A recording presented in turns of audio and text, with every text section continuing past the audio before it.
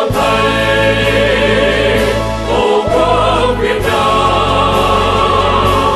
Vinh quang thầy là người chiến sĩ.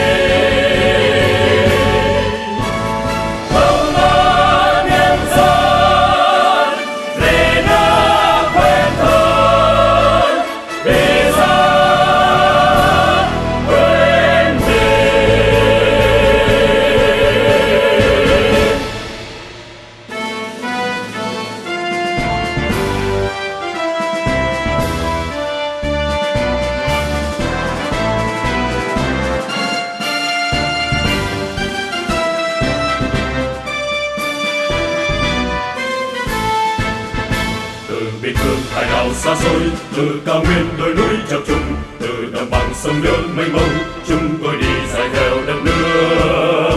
Vì nhân dân trong đại gian lao, vì quê hương tổ quốc đẹp giàu, cùng đồng đội tiếp bước cha anh giữ an ninh bình yên tổ quốc. Chẳng ngại khó, chẳng ngại hiểm nguy, vì hạnh phúc của nhân dân, vì an ninh tổ quốc. Vinh quang thầy tổ quốc Việt Nam, vinh quang thầy là người chiến sĩ. Công an nhân dân, vì nước quên thân, vì dân quên mình.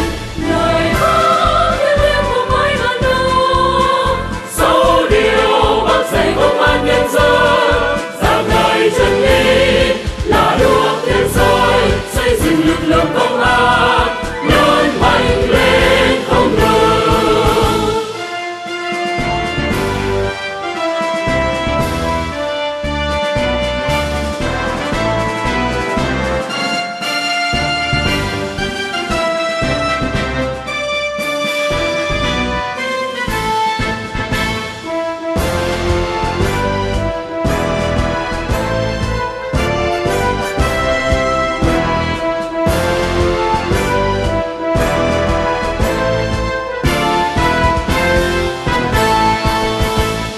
Biên cương hải đảo xa xôi, từ cao nguyên đồi núi chập trùng, từ đồng bằng sông nước mênh mông, chúng tôi đi dài theo đất nước.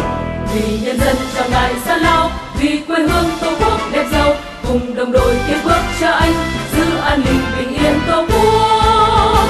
Chẳng ngại khó, chẳng ngại hiểm nguy, vì hạnh phúc của nhân dân, vì an ninh